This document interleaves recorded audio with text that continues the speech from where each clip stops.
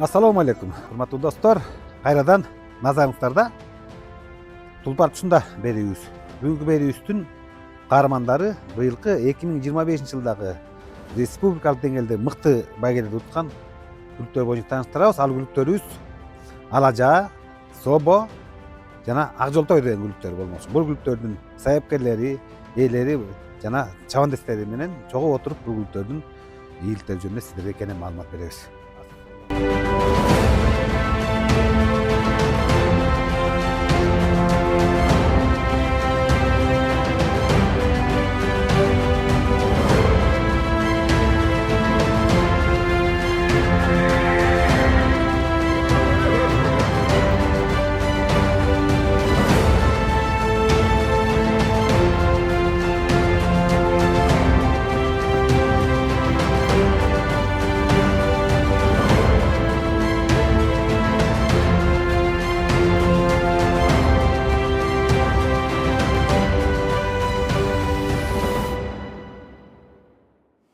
Ассаламу алейкум. Ат жалмайын огон атпай жуттум.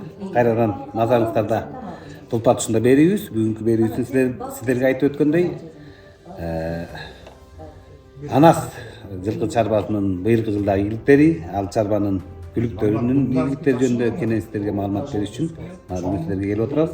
Бүгүнкү мейманыбыз Анас жылкы чарбасынын жетекчиси, ээси Карачолок Улук иним.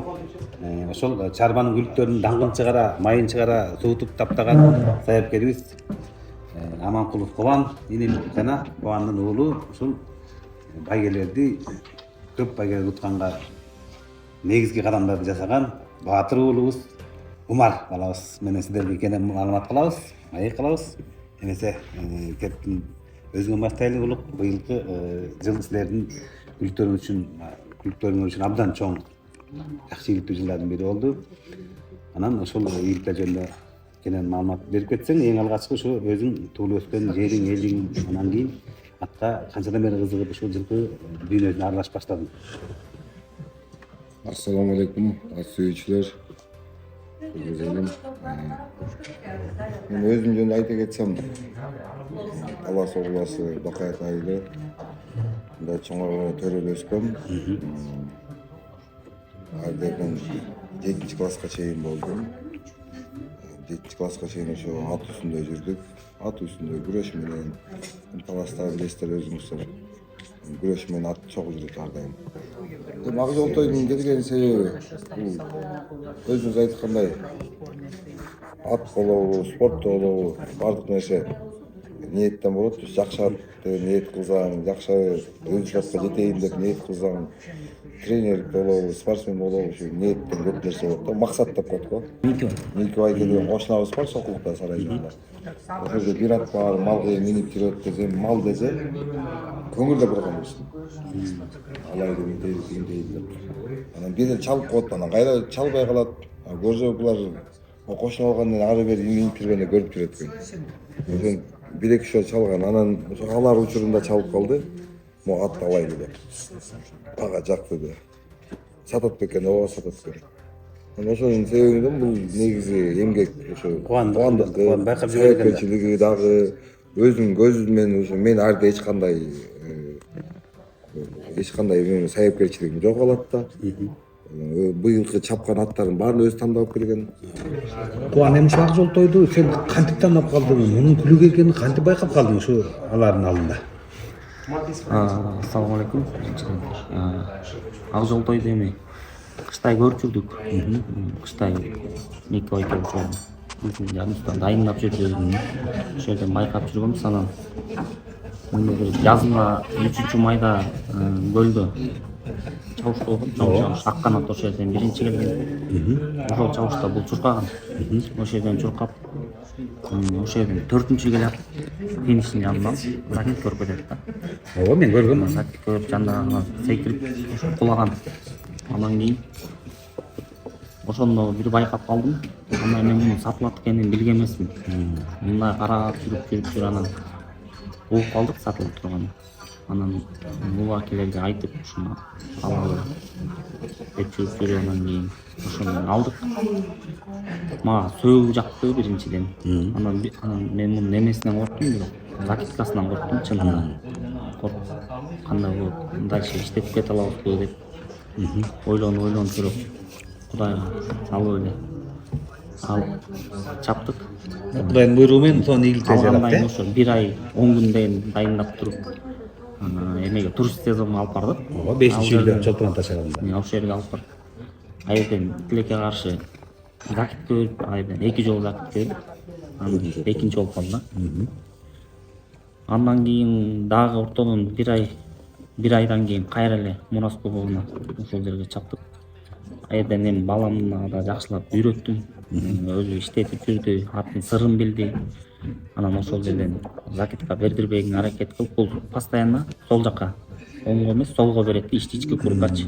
Анан постоянно ичиңе бир ат алып жүрү деп тапшырма берип, ошол бойдон чапчы, ошо тапшырма мененчи ичине салып жүрүп, финишке бир 10 метр калганча камчы чаппа дечик да. Камчы чапса дагы ошол бир характери, ушундай характери бар.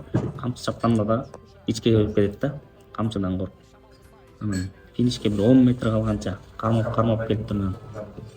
Финишке 10 метр калгандан камчылады ошол жерден. Анан баш айлашып ошондой Биринчи келди да, баш айлашты ошондо. Эми ушу Кубан айтсаң, бул абдан туура тактиканы пайдаландың да. Акылды да абдан жакшы таптың. Анан эми ошол чабыштардагы бул Умарга да сөз берели. Умар, мына сен дагы азаматтык кылып сонун чаптың ошол чабышта. Ошо атаңдын айтканын баардыгын ошо так аткардың да. Анан сен ошол жерде атты мындай бир пешаңдап эки жакка чайнап аракет кылган жокпу? Аракет кылды. Финишке келатканда да аракет кылган, ишти тартып кеткен. Ошол жерден кайрып калган, жанына ат салып, ошо менен вообще кол менен кот менен алдап тизгин менен алдап финишке 10 метр калганда эле бир-эки камчы чап алдыга башына ашып кетти. Азамат, сен атаңдын айтканын так аткарган экенсиң, мына жыйынтыгы жеңиш менен аяктады, э? Эң сонун. Кубан, бул мына балаң да сонун сен айткандан жаңылбай, адашпай сонун чаап берип, мен аны да көргөм, жакшы чабыш болду да, жакшы уттум, моюн утуп, бизде талаш тартыш болуп калды экен, баягы фото финиште болуп калды. Фото финиш болду. Азамат, мына Умардын бул чебер чабандес каттар. Анан ишенимге, мындай жеңишке ишеним чоң болуп калып, анан казак туугандардагы чоң байгеге бардың окшойт. Ошол боюнча да айтсаң. Ооба, эми бияктан бул аттын эмесин байкап аттык. Күлүктүү жумуштан да көргөзүп атты. Анан улаки да аябай казакка барчы деп аябай суранып жүрдү. Казак туталы, бир казакка чапчы аттарды деп. Анан ошол менен кирсе кирели деп Казакстандан ошо байге издей баштадык. Өзүнүн байгесин. Анан Кудайга ошо Конаев байгеси болуп калды. Ооба.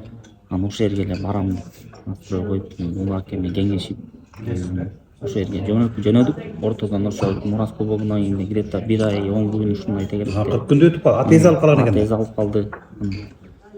Ошол жака барып эле анан ошол жака чаап буюрса ошол жактан утту Чанган автоунаасын. Ошол жердеги чабыш боюнча айталы, канча болду, байгезин экен, анан айырда да кандай тактика колдондуң? Айырден где-то 56 ат болду. 60ка жакын ат болду да.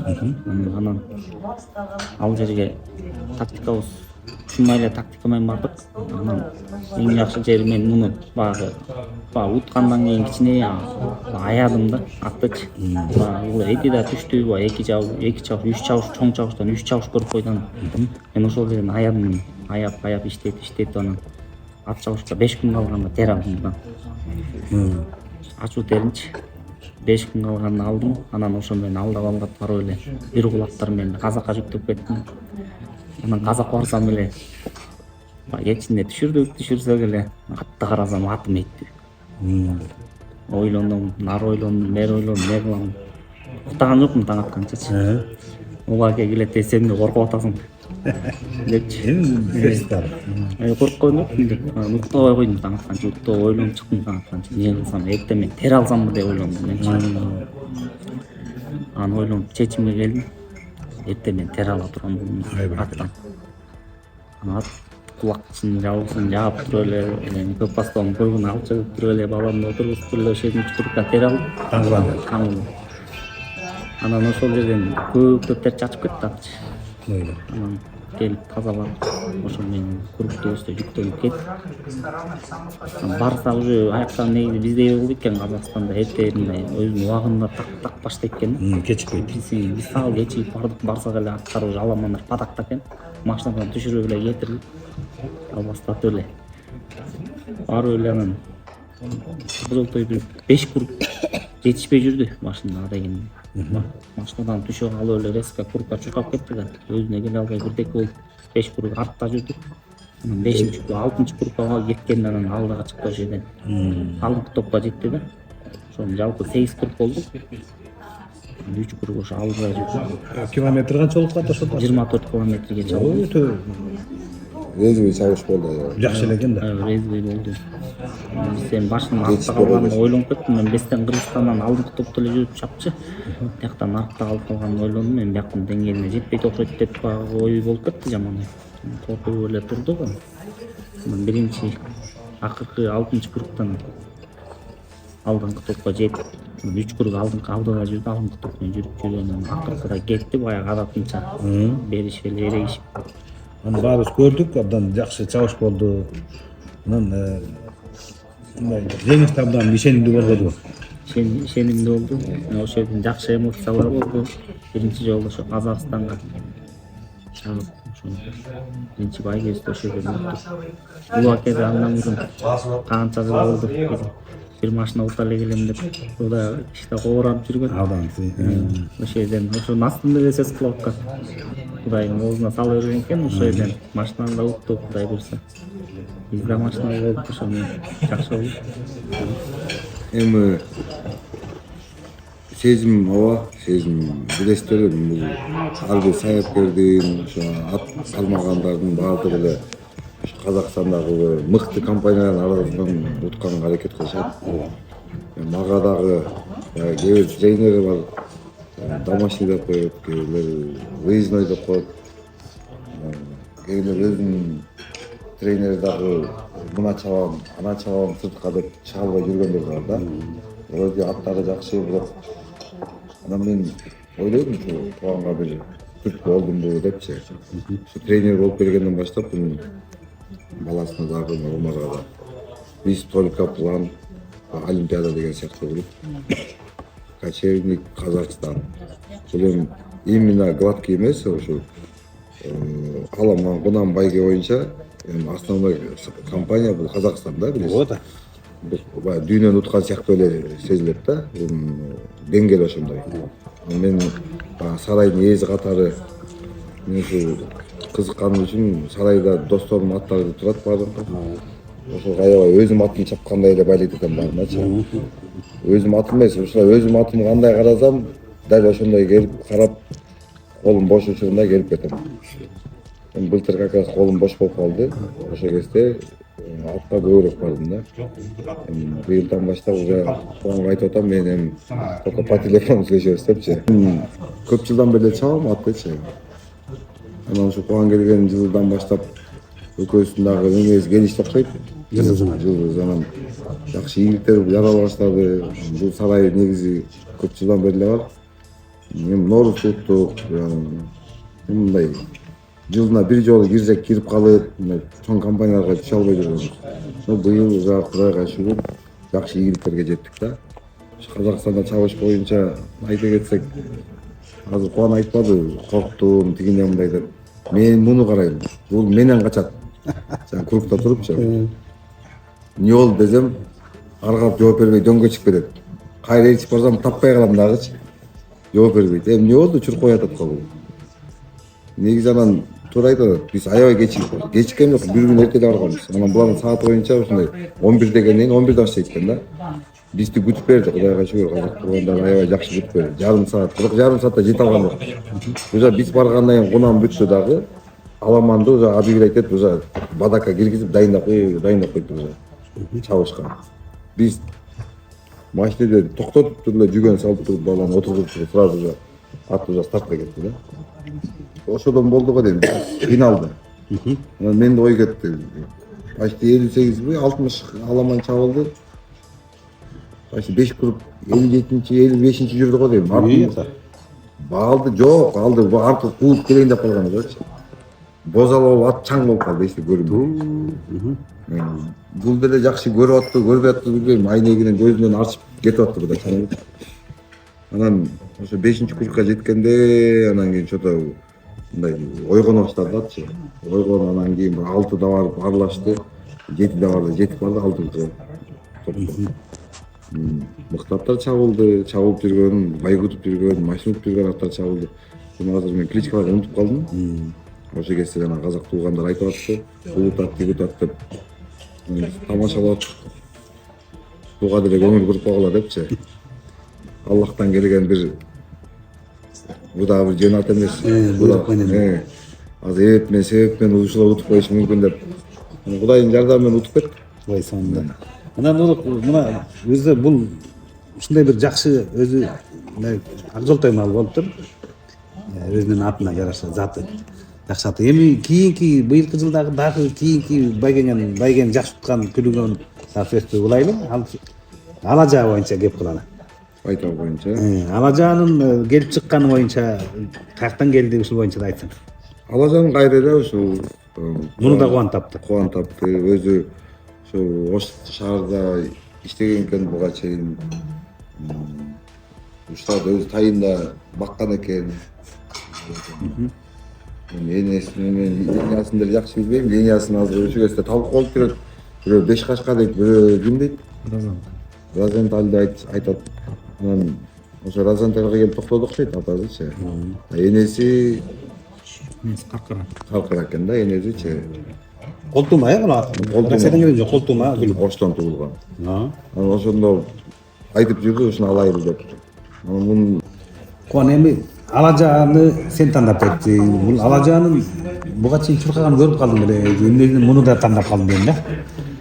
Мен 2022-2023 ошо эмеде Ош ипподромунда Талгат акеде, Кырсыбаев Талгат акеде ошол бир 5-6 ай ошол жерде иштегем, кызмат кылдым. Анан ошол жерде иштеп жүргөндө Алажа тай болчу, жаба болчу. Анан ошол жерден өзүбүз үйрөтүп, марчик үйрөткөн. Анан кийин чапкан эмеспиз. Жаста үйрөтүп, жайда иштетип, мен чапкан эмесмин. Кийин өздөрү тайына күзүндө мен жумуштан кеткенде өздөрү тайына бир чабышкан, 31-августка чабышкан да. Чабыш ошол жерден 4-орун.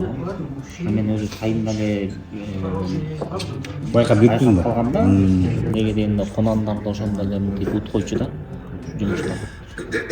Анан кийин Талгат акеге айткам ошондо эле. Сатпайсызбы? Айтыңыз депчи. Десем сатсам анан кийин сага айтам деп калган. Анан кийин ошо балдардан сурап жүрдүм. Биникте турган байтал турабы деп видеого тарттырып, ошентип кызыгып карап жүрдүм да сыртынанчы. Анан ошо бир Ошто Элемандын ошо дос болгон бар. Ошо дос балам ошо айтып калды, сатылып байтал депчи. Анан байтал сатылып дегенде эле мен улакилерге да айткан жокмун, башка эч кимге айтпай эле Ошко учуп кеттим. Биринчи болуп байталды көрөйүн депчи. Барып көрүп эле анан ошо жерден улакилерге айтып байтал могу байталды алалы деп. Иштеп сен Ошто жүрсүңбү деп таң калат. Ооба, ушуну алалы. Болду деп эле анан. Бир сөзүм 2 жыл канча. Сизге алып беришти. Сүйүнүп эле алып берип койгон ошо менде ата. Эң сонун. Анан эми ушу Алажаанын быйылкы ийгиликтеринен сөз айтпасың. Алгачкы чабышы. Быйыл алгачкы чабышын ошо Токмоктон сынактан баштадык. Күчкө малбы? Жазында, апрелде баштадык. Апрелде баштадык сынак. Январда алып келдик да биз. Январда алып келдик. Ошо менен апрелге чейин дайындап, апрелде Токмокко бир сынак кылдык. Айдатып чапкылабай жөн эле аттар менен жүргүздүк. Айдан 4-кирге кирдик. Андан кийин эле ошо менен Жекшакен атасынын эмесин эскерүүсүндө ошол жерге алып барып 28 апрель. 28 апрелде ошол жерде аламанга чаптык. Аламанга чаап ошондо экинчи келди. О, баргыл. Биринчи Жанат Базаркулов, Жанаттын ошо аты келген, ошонун жасында чемпион болуп аткан ошо. Ошонун аркасынан эле экинчи келди. Андан кийин эле Талас кубогуна чаптык.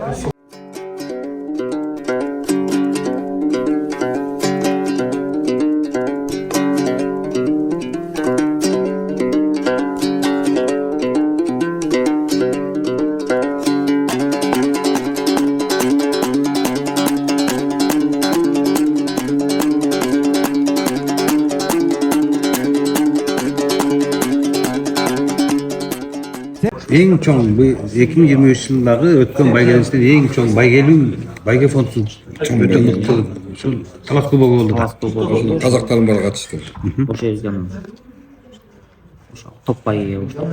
Неге дегенде 3 жаш, өзү да бою чакан болчу. Кыйнап эле аламанга кыйнап эле топко кошо болду. Ошол жерден биринчи келди. Болду, андан кийин эле ошо кеңешип эле быйыл бойда кичирээк болуп атат. Келечеги багайтылып кеткен ошону аламанга калтырдык да. Эми Кудай буйрса, дайындыктар башталып буйрса, эми 25-26 жылда Мен азда көрдүм, бул бою негизи чаканыраак мал экен. Бирок ошол жеңишти жакшы уттуң да. 24 майда кубок Таласта. Ошону даярдыгың бөтөнчө келген окшойт. дайындык жакшы болду анда. Аламанга коштоп эле чуркамак деген аламанда бир дистанция болуп кандай болуп атат деп кичине атты кыйноо болбойлу эле топко коштук да. Дайындыктан жакшы дайындады анда, жакшы дайын болду деди. Кубагы да келди. Андан мурункулар бир аз эти менен чабып атты. Ошо жакшы дайындалган. Улук анан бул Алажа өзү да эки чабышты жакшы чуркады да. Бирөөндө экинчи, анан Шыр эле биринчи орунду ээледи. Анан элдин баары Алажа деп дуулдап калды, бирок угулушу да башкача угулат да. Бул Алажа деген кайман атты кандайча коюлуп калды бул күлүккө? Ооба. Мен да ошо финишти прямойдон байкап калдым да, чуркап келатканды. Алажаан деп кээ бирлер айтып атты да, Алажаан деп. Менден сурады, Алажаанбы? Жок, Алажа. Бул Алажа деп бул жана экинчи аттын биз эки кишиден турабыз деп эдим. Ошо досум койгон. Ошо жанагы Османский империянын эмесинде бир Алажа деген бир Султан Сулайман. Ошонун бир нерсеси услугасы же аялдардын бирөөсү болгондой ушундай экен да. Ошо кинодон көрүп, ошо Алажага коёюлчу, ургач экен го. Ошондой бир аты даңк ааламга таанылган ат болсун деп ошо досум койгон да атын. Анда ошо досуңа ошол кинодогу персонаж жаккандыр же балким ошону аткарган актриса да жаккандыр да, бир чырайлуу аял аткарса керек да. Ошол койгон атты. Жакшы. Улук эми быйылкы жылдын ийгиликтүү чуркаган 3 күнүн 3-сүнө келели. Бул тайдан Собо деген тайың абдан жакшы чуркады. Ошол Собо боюнча дагы кеп калалы. Бул каяктан келди? Ата теби кандай? Собо боюнча кеп кылсак, кайрыда мунун ээси башка. Мунун ээси дос инибиз Үсөнбек деген жакшы спортсмендерге жардам берип жүргөн бир дос жигитибиз бар. Ошодо бир атка кызыгуу пайда болуптур аныкыда быйыл. Мен да аталап элем дегенден бир атайын бир күндү жайында саяпкерлердин баарын топтоп коом баш болуп жанагы Рамил, Жанат болуп бир күн арнап ушул кыдырганбыз издеп. Тай алабыз деп. Тайбы, аламанбы, 3-4 вариант бар болчу да. Анан чогуу бир кыдырып, көрүп, тиягына бардык, биягына бардык, анан жана көк атка да бардык. Эмге? Изаттагы. Ага да бардык. Анан ошо Изат жактан баратып, Жанат айтып калды, ошо берде дагы бир тай турду эле көрүп койсоңор болот жөн эле депчи, мындай вариант катары деп калды. Анан бир үй жагына кириште бир кызыктай бир жол экен мындай. Биягына аттап кеткесиң, азыр адашып кетесиң анан. Барат эле кагында сурап барат эле ошо айнектен баш чыгып туруптур. Анан тамашалап ой же чын айттым же оозума салып койду, башы жакты да мага. Кубанга айттым, но тайдын артын деле карабай истедим, мага башы жакты үчүн алабыз депчи. Мынакей. Десем эле чыгарып көрөйүн деп анан чыгардык. Ошо башына менде телазы бир келишкен экен. Биздин көз карашы менен. Ооба. Башка сайыпкерлердин көз карашын билбейм. Биздики менен бир өзүм үчүн айтып атам, мага жакты. Анан Кубандан сурадым, сага жакты десем, тигилер да жакты деди. Анан бир сыйра ойлонуп эле ошол жерден эле чечип туруп эле алдык сырасын. Анан ээзине сүйүнчүлөп, ээзи батасын берип, анан ошо ээзи да бактылуу экен, сразу эле чапканда эле биринчи эле чапканда ошо байгеден башталды аныкы да. Токмокко чабылды. Сынакка чабып утту, анан барып тай чемпионатынан барып 5-чи болуп калды. Анан Жетегүстөн. Анан кийинки Кубок Тайтордон 2-чи болду. Ооба. Быйылкы чабышы да. Абдан жакшы көзгө көрүнөлүк чоң байгелерде чуркабадыбы. Анан буну ата тегинен кеп кылсак, собону. Эми собонун ата тегин айтсак, мен негизи ата тектерди жакшы деле түшүнбөйм. Мен дагы ошо сырт менен карайм да. Линия деп эптеп үйрөнүп атабыз, ошо кезден андай да жакшы билбейм, ошо Апулот экен атасы. Эне жагы ким экенин билбейм, ал билет да. Ошо ал боюнча да ошо Кубандан да сөздү кеп кезеген урайлы. Кубан анан ушул собонун ата тегинди сен да жакшылап бышыктап бир тактап айтсаң. Собонун ата теген атасы Апулот, энеси ошо удельный князьдын кызы экен. Ой баркеле. Андан нары ошо биздин эле эски кандар экен энеси. Мыкты. Мыкты эски кандар. Ошо мен дагы байкап калдым. Ошо сен Апулот деп аткандан улам, бул биздин буга чейинки берүүбүздөрдөгү Арзуудун чемпион, тай чемпионаттын жеңүүчүсү Арзуудун эле окшош экен да абдан. Ойногону да жада казат. Секирген да окшош экен да. Ошондон улам да ошо Апулоттун мыктылыгын дагы бир жолу айтып коюшубуз керек дейм да. Ооба, бул биз муну жас мен өзүм жаста эле көрүп жүрдүк муну. Эрте жаста, кышында, февралда чабылды бул тайында. Бул быйыл байгеден бир 10 жолу чабып койду го бул тай. Бизге чейин ушу 4-5 жолу чабылган да, 5-6 жолу чабылган тай. Уткан, утуу, эми 3-чү, 4-чү ушундай. Постоянно чапкан сайын байгеде болуп жүргөн да бул тай. Биздин Таласта Жанышбек ата кубогунда да ошол жерден 5-чи орун болгон жазында. Андан кийин чабылып жүрдү, ошол Күнтууда чабылып жүрдү, көп эле чабылыптыр да. Ошо мына 3 чабыштын мына тай чемпионатка деле жакшы даярдык менен барсаң керек. Айдан эле 5-чи кирген өзү чоң ийгилик да. Мен ошо биз алып дайындап туруп, мен муну эмеге чаптым, сынакка чаптым эми өзүмө келгенден кандай болот деп. Бир сынап көрөйүн тайды деп анан Токмокко бир сынак алып барып чапсак ошону утту. Андан кийин дайындап чемпионат тайга дайындандым. Чемпионат тайга жакшы дайындандык. Тай жакшы болчу. Анан негедир ошо көлгө жүктөп барганда, көлгө түшкөндө эле тай ооруп калды кечиндечи. Грипповой тетип эле көздөрү чылпактап. Жолдон шамалдатып алгансың го. Жолдон ортолдук да. Анан ошол жерден 5 болуп калды. Негизи 3 келаткан. Анан ошол финишный прямой кайрылганда таза болбой калды да, чарчап калды да. Ошол жерден 2 тай өтүп кетти, ошо 5 болуп калды. Анан биздин Армак федерациябыздын жылдык жыйынтыгычы Кубок Тайтору деген байгебиз бар да соңку. Айды мыкты чуркады, э? Айден андан кийин ортодон ошо бир айга жетпеген убакытта болду да. Тайтордун кубогу. Ошол жерден эме болду. Кичине баягы кирип базып жөтөлүп кичине аягы жаңы мына аягып келатып дегенде чаптык да. Ошол жерден 2 болду. Сонун жакшы жүгүрдү. Анткени бул ошол Тайтор кубогунда 3 айлампага чабылбадыбы? Аралык да узун да. Айден 3 айлампага чабылды. Жакшы чуркады. Эми буюрса, эмгичи жылкы 26-га буюрса, жакшы үмүтүм бар бул тайда. Келечеги жакшы. Муну эми мен жумуштарымдан иштеп жүрүп билем да, что биздин өзүбүздүн ат иштеп жүргөн тоолорубуз бар. Ошол жерде кандай күлүк аттар, кандай кыйын аттар, ошо кандай жүгүрсө, алардан кем калбайт да. Жакшы чыгып берет, кругтан иштетсең да өзүнүн жумуштан өзүн аябай мыкты көргөзөт. Анан эми бул арган болуп каткан, ошо байгеге баратканда ошо кээде ушинтип бир табындап ата өтө мындай эме болуп калат да. Биртке болсо эле ооруп калат. Назик мал турбайбы болуп калат да буларчы. Анан ошон үчүн аябай тылдаттык менен эметпесең кичине болсо эле туура эмес болуп калат да. Улук эми мына 25-жыл Кудайдын буйругу менен сонун жыл болду деп мына ошол маек кылып атабыз. Анда эми 20-жылга да ошо өзүңдөй болуп сайыпкер жамаатта дагы бир жакшы ийгиликтердин болушуна каалоо тилегиңди билдирип койсоң. Жакшы. Быйыл өзүңүздөр көргөндөй жемиштүү жыл болду. Ким эмгектенет, ошо эмгегине Аллах Таалам баарына ийгилик жаратты окшойт баарына.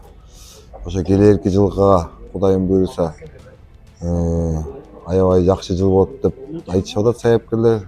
Биздин күтүп аткан качевник болот экен. Эңки жылга мына өзүңүздөр көргөндөй быйыл аябай жакшы аттар келди сырт жактан. Компания жакшы болот, кызыктуу болот. Ошон үчүн баардык ат сүйүүчүлөргө, ат таптаган сайыпкерлерге силерге баарыңарга ден соолук. 26-жылы Аллах Таалам баарыңарга ийгиликтүү жылдардан кылсын. Ар бир сарайда ким эмгектенген жакейлер жана коник балдарга баардыгына ийгилик. Ат ээлерине дагы аттарыңар травмадан алыс болсун. Келерки жылы баардыгыңар үй бүлөңөрдө ден соолук, чындык, жакшылыктар болсун. Өзгөчө ошо сайыпкерлердин эмгеги жанып, эмки жыл Кыргыз элинде бир качевникти утуп, кимиз утса дагы ошо ийгиликтер жаралсын Кыргыз элинде. Рахмат. Жакшы тилек кабыл болсун. Мына эми урматтуу көрүүчүлөрүбүз, урматтуу биздин ат сүйүүчүлөр, бул баардык ийгиликтин негизги ачкычы бул чабандес да. Атта керек, сайыпкерде керек, бирок ошол баардыгын даярдап келип, анан чабандес балабыз туура эмес чабып калса, ийгиликтин баары агып тескери агып кетет да. Мына ошол ийгиликти алып келген мыкты чабандесибиз. Мына быйыл Кыргызстан боюнча 3 мыкты сайыпкердин катарына кирген Умар балабызга дагы жыйынтык сөз берели. Умар, эми ушунча аттардын баарын чаап жүрүң. Быйыл канчанчы жыл чабып атасың? Быйыл 3-жыл чабып атам. 3-жыл. Эң алгачкы 8 жашымда баштагам. Эң алгачкы жолу чапканда Кейс деген атты чапкам. Прямойго чабып ошол жерден кичине чарчап качествет калган. Адан кийин чапкан жокмун. Анан кийинки жылы чаптым. Кийинки жылы чоң байгелерге кийинки жылы чаба баштадым. былтыр. Чаба баштадым. Анан ошентип чабып эми быйыл көп байгелерди утуп атам. Жакшы. Быйыл сен бул казак туугандардын атын чабып келдиң, э? Ооба. Аяктан да биринчи орунду алдың го дейм. Ооба. Жакшы. Бир жолу машина. Эмне деген ат? Кайсы байгеде? Казакстанда Кордай жок, Тараста байга болгон. Ооба. Аламан анан Батакур эле болгон. Анан ошол жерден Аламанды уткам. Аламандан машина утуп Чанган уткам ошол жерден. Хан деген ат болчу.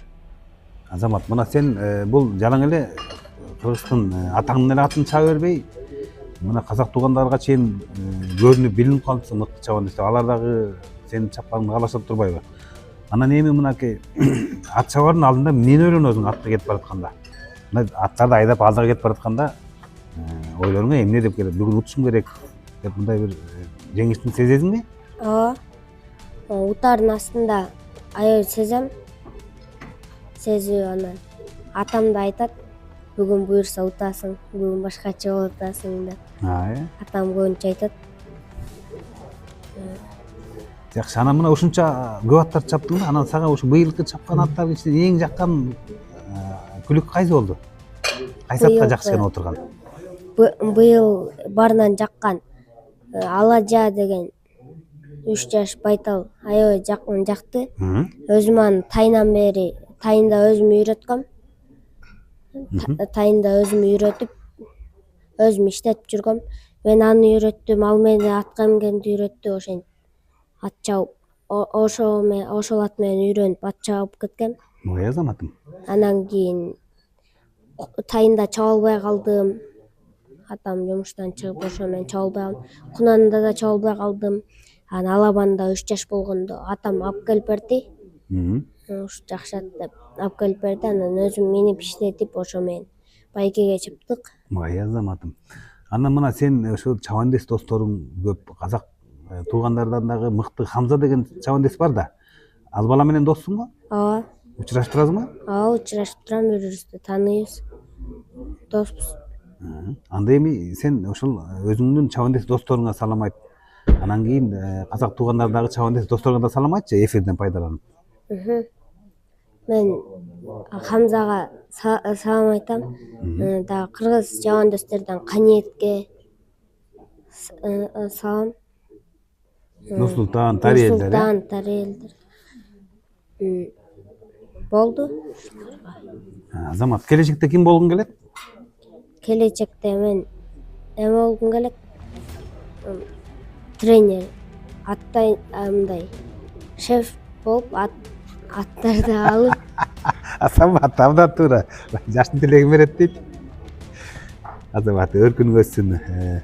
Мына достор, биз дагы ушуну менен Анас жылкы чарбазынын мыкты чуркаган күлүктөрү менен тааныштыруу берүүбүздү аяктайбыз. Эмки жолугушушканча чейин саламатта туруңуздар.